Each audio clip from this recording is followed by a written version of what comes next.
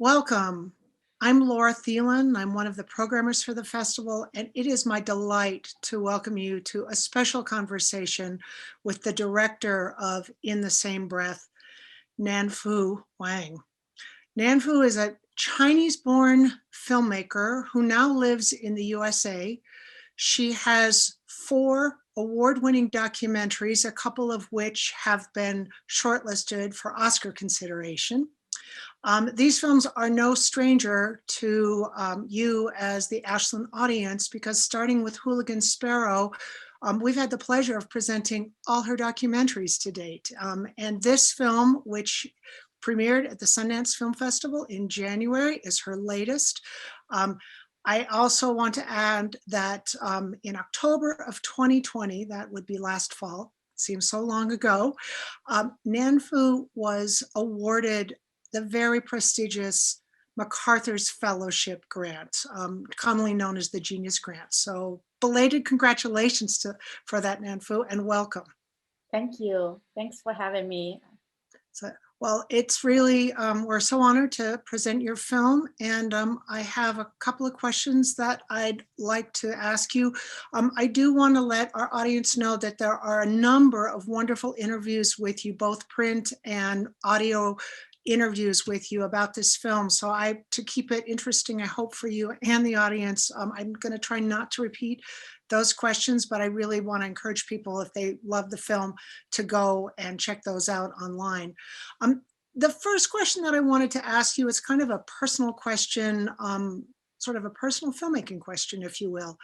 In the film, in a very poignant section, you reference your father's hospitalization and subsequent passing away when you were 11 years old. And you talked about the sense of powerlessness that you felt, and that how that led you to be a documentary filmmaker. And I just was wondering, given that and wanting to be a documentary filmmaker, I find your use of the personal essay film an interesting choice, because it seems like it's one that it opens you up to a lot of vulnerability. And there just are a lot of inherent risks in that kind of a strategy, especially when you're talking about issues of social import, like your last film, One Child Nation, actually Hooligan Sparrow, this film, The Coronavirus. I was wondering if you could talk about why you choose that as a strategy, from a filmmaking point of view. When I was making my first film, Hooligan Sparrow, I didn't expect that I would be in the film and telling the story from the first person point of view. I shot the film with the idea that I would be removed from the editing, and I would ask people to repeat my question so that I don't need to include my voice in it. And then when I started editing, it was when I realized that I had to be a part of the story, because Hooligan Sparrow is a unique story that I would say my family, my friends, and myself all became involved after I was filming. The police, the national security came to interrogate, harass my circle of life. So in order to tell that story and show the scale of the government's crackdown and how far they would go to silence anybody, I felt that I had to be part of it in order to tell that story. Otherwise, the story is incomplete. My presence had to change the people's lives in the film, and vice versa. By following them, it changed my life as well. So that was the beginning. And the second film, again, first it wasn't a choice. I edited the film into a rough cut without me in there. And then I showed to a group of fellow filmmakers, advisors, friends. And they kept asking me, why are you interested in this homeless guy? The second film is about a homeless guy. Mm-hmm. And they said, we don't feel anything special about him. We've seen people like him all the time on the streets. And I explained why he fascinated me. It was because how I saw his understanding of personal freedom and the choices he made, or the sacrifice he made, or the lack of choices he had in order to live on the streets. And as I was explaining to the people, all of what I saw in him, I realized that the viewers, they don't see him as the way I see him. And what was interesting about him is how everybody brought in their preconceived notions, their biases, their worldviews onto him. So it's almost like a mirror. You're not seeing him, you're seeing your opinions about him. And then that made me completely change the movie and include my first person point of view to allow people to see the different versions of the story. And the third movie is about one child policy.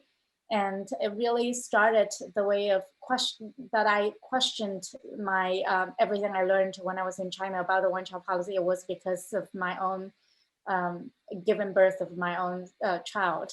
So it was then after this one, it became natural. Well, it's very, I think it's really, thank you for explaining, because it did seem to me that it makes you, especially with the sensitive subject matter, it makes you especially vulnerable to any sort of authority interference. It actually brings me something to the next question, which is, with this film, you had left China by the time of the lockdown. And so you had to recruit teams. You had on the ground team in China, 10 camera people, I believe, and then you developed one for the States. I'm wondering if you could talk about that. That is a lot of trust that you have to build. Your cinematographers have to trust you, and you have to trust them to capture the story. And you show us how you intervened in suggesting workarounds, especially for the team in Wuhan. I'm wondering if you could tell us, for both sides of the equation, how, like Chinese and American, what kind of challenges did you face in terms of building trust? And another question was, how was it for your crew to film this tragedy? One of the things that I kept thinking about in all the poignant footage that you have is that you're bearing witness to people's loss and people's sense of helplessness. And I'm just wondering how your crews coped with that trauma themselves, and what you did.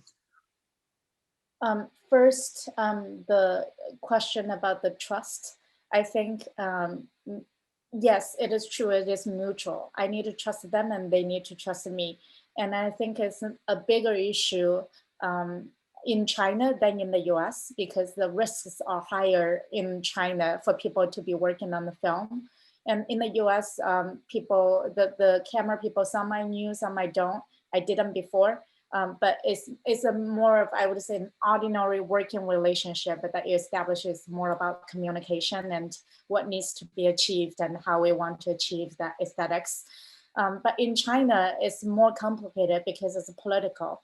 For people to be engaging in a film that potentially would be critical, and also for anyone, especially the strangers that I didn't know before, the camera people that I've never worked with or know. In China, a lot of people were afraid of working with foreign media, foreign-based filmmakers, because it would be easily labeled as foreign hostile forces trying to sabotage the Chinese government. So it's really sensitive. And when I had those conversations with the camera people or the field producers, oftentimes I would start with introducing who I am and how I became who I am, and not starting with I'm based in the US and I'm a filmmaker like that, but more of like where I came from and why I wanted to do this. And usually is why I wanted to do this that eventually would convince them. But the trust is also gradual from the first communication to the first assignment, asking them to film something. It's a gradual of I think trial and error and testing, see something that they filmed and understand where they came from and where do they stand in the political spectrum, and how much more can I trust them to do. And eventually among the 10 people, some of them are assigned to more political sensitive filming. some of them are always, like even till the end, stayed within a safe territory, that what they film would not get them in trouble. Because the film itself, if you look at each podcast, is almost like a puzzle pieces, that the individual pieces are not, some of them are not sensitive or not critical and not problematic to the government. Is the editorial decision of putting them together and how to put them together that eventually made the film what it is now. The second part of the question, how they dealt with the trauma, it was, I think, really difficult.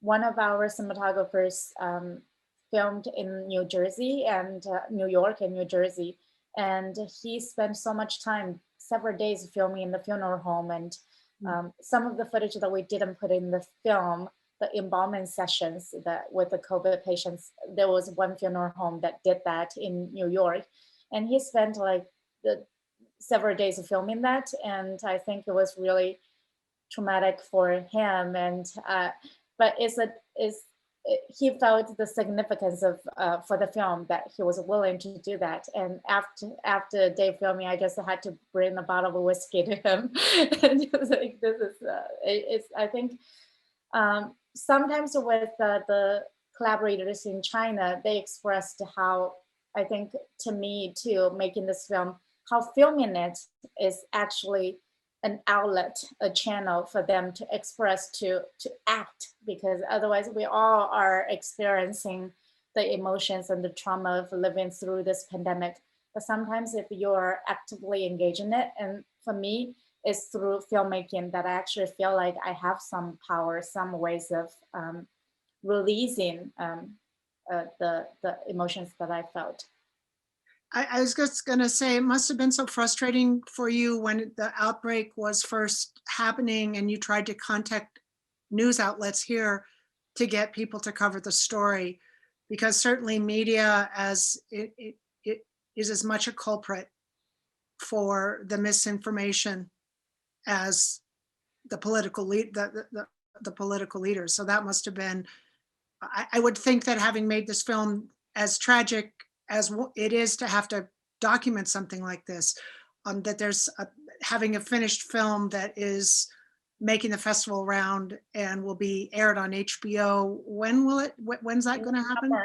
In the summer. In the summer, that there's some sort of catharsis or some sort of vindication, but too late in some respects, certainly. One of the things I was thinking about when I was watching the film is how when tragedy strikes, a lot of times it takes a while for us to start to see films dealing with a crisis.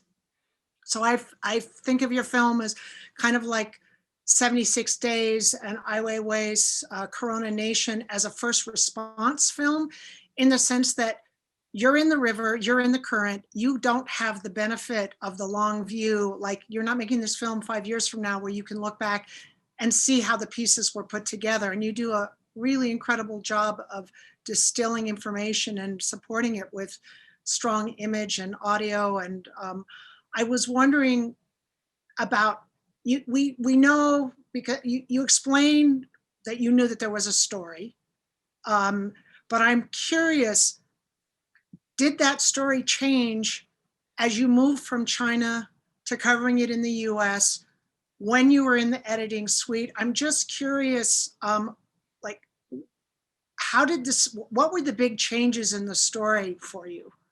It was the biggest change, I think, happened in March or April when the outbreak reached the US and was really bad when it first hit the US. And the reason I said that, it was because when I started the film, it was driven by the urgency that I wanted to document what happened in China, because I saw the discrepancy between the Chinese propaganda of the version of what was happening and the reality on the ground, what was happening. So I envisioned the film to be only about China and expose what truly happened, and to show the world when the world lacked the access to see inside China. So that was my goal. And in March and April, when all the hospitals were overwhelmed and the U.S.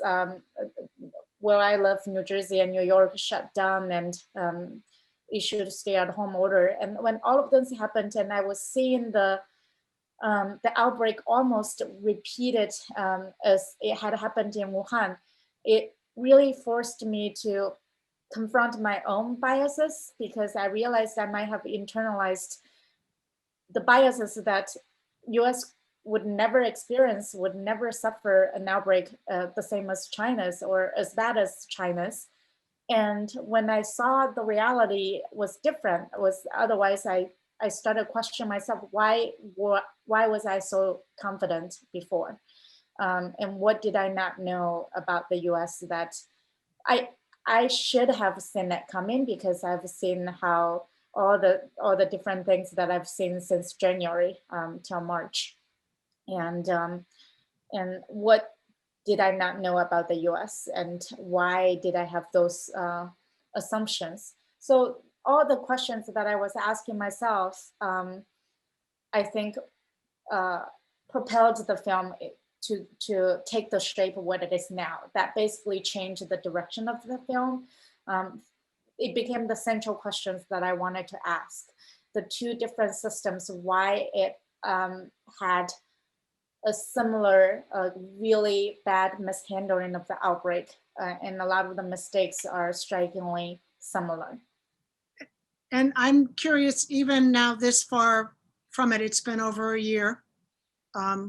We're just past a year of people going, everyone going into lockdown, and the constant changing of the information. I have to say, it's like, we revere Dr. Fauci. So to see that footage of him telling people they don't have to worry about wearing masks, I guess what it was, and I have a question for you, and I don't know that you could answer it, but I was surprised because we knew about the doctors in that private chat, the Chinese doctors talking about the virus, and then the publicity around the one doctor who died. Were you surprised that there was the disconnect between the medical worlds, that it wasn't taken more seriously, that doctors here didn't take it more seriously than they did because they'd already seen what was happening in I, Wuhan? I think individual doctors, there are a lot of them took it seriously and understand the seriousness of it. Like, for example, the doctors in the film, Diana and Adam, and all those people were one of the first to sound the alarm. But I think it is the administration and the government who is, they didn't take it seriously, and for reasons that we don't know. But a lot of the individual doctors who have, I think, the medical knowledge, when they saw what was happening in China, they immediately know it was not as what some of the leaders and the agencies was talking about, basically the downplay of the seriousness of it. Yeah, it was like, it's funny, well, not funny, but how we have amnesia, and we like seeing some of that footage again, that was, and the CDC and things changing every 5 minutes. It actually, for me, was very helpful, because even though I don't agree with them, but the people who are the protesters, it was, your film made it easier for me to understand and have empathy for their point of view. And I think that that's a real strength in your films, that you, even for different positions or positions that I am imagining you may not agree with, you don't judge your subjects. You have great compassion for their complexity. And I really think that you capture that so beautifully. There's so many wonderful in a visual sense, touching, poignant. The way that the way you open the film with all those Mylar balloons at on the first of the year at the New Year's Eve celebration. What I thought of was the coronavirus. It was like microbes going out, and I just thought it was such a eloquent metaphor, and a wonderful way to talk about what was going on. But then there are these just amazingly painful moments, like when in the ambulance when Granny is holding the EMT's hand, and that's the scene where you pan across the huge apartment building with the voiceovers of the people. I think it's following the section where you say the government shows us where to look, not where to look. And then, of course, all the montages with your healthcare workers that you just how much expression, even with the masks, comes through. And I wanted that. A lot of those, it's like they're fantastic footage, so evocative, but it's where you place them in the film. And so you're not only a director, but you also are your co-editor. And I wanted to ask you about, as an editor, if you could maybe talk about your process and anything that came up, and how, a lot of times there's the film that you shoot is one film, they say, and then the film you edit is a different film. And I'm wondering, for you, how does that work as to be a filmmaker and then an editor? I think I always see that as I feel it's an advantage. I went to school and learned how to film and edit like as a one-man band. And that's how I like started with Hooligans Fair and all the way. With this film, I edited together with my husband in our home office during the pandemic. And I say that I feel is an advantage is because I didn't feel like that there is one film when you shoot it and there is another film when you edit. It's kind of, for me, the two processes are very simultaneous. They are almost the same. As I was shooting, I was editing in my head. So I was like, okay, this is how I will edit this scene. And then because most of my films, the editing and the shooting happened at the same time.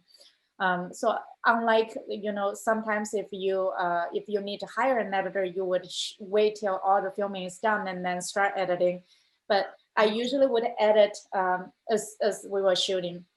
So for example, this film, I would get footage and then I edit that scene. It informs me what I need to get next. And then we will film another scene and I would edit that scene. So at the same time, the film was made in a year. At the same time when it's filming, we were filming on January 1st, 2021, and we still like editing. So it's like each time we filmed something, we edit a scene.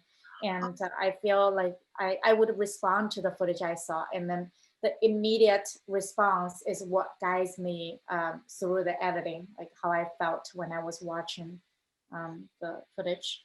So with regard to that really powerful sequence where you have the voiceovers of the people on the telephone, and you're showing the building, and then you see there's a couple of empty flats and things like that, and then you pull back and you also end, I don't know that it's the last shot, but it's one of the last shots of that apartment building with all the greenery. So that's did you request those? That's reverse. So we called like almost 500 people on the phone just to learn their story because they've posted their phone numbers on the forum. And we recorded some of them phone calls with them. And then with all these hours and hours, hundreds of hours of phone conversations, some of them I knew that it was powerful and I wanted to use them to show the scale, and because this is a pandemic that influenced everyone. So I didn't want to limit it to the few of on-camera sit-down interview or main characters. So I kept thinking, how can I visualize those voices without footage? Most of them are in quarantine. You can't really go in there and film every interview. And it's also not a way of like, you can't fit that many people in a film.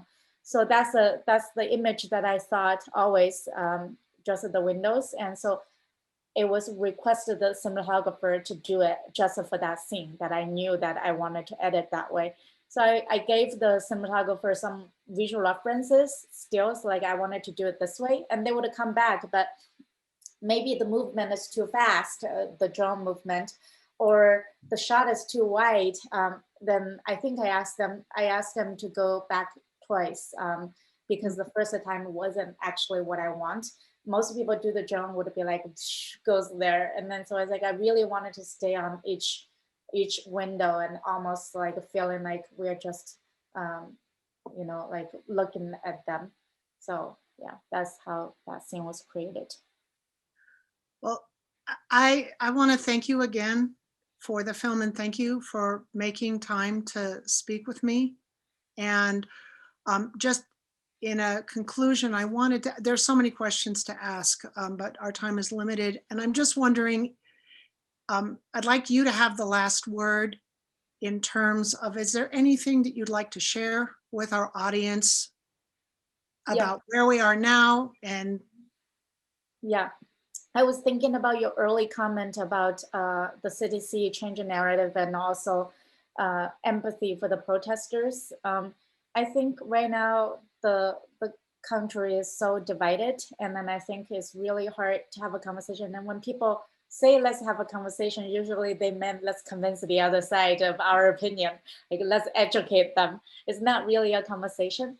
So I think like two things I wanted to say like as the last words, if we say so. One is I think there is a huge distinction between people who control and create the narrative and people who consume the narrative. And we are seeing the protesters. I think a lot of those people, they are the consumers of the narrative, whether it's like misinformation or conspiracy theory. I think it's really important to differentiate those who have the tools, who are in the position to control the narrative, and those who consume the narrative. Um, and then I guess the second thing is the film is a lot about how the administration, how the governments have mishandled the pandemic. And I think we're still living through the consequences every day till today. And one of the painful consequences that we saw just recently is the outbreak of the hate crime against Asians. And that's because of the former president has popularized the term China virus. And I hope people who will see this film would start acknowledge and recognize the consequences and the behaviors that cause those consequences. And hopefully that would be the first step leading to the change. thank you. And I so appreciate your final words that you're leaving with us. I wish you and your family well. And again, thank you for being part of our festival this year. Thanks.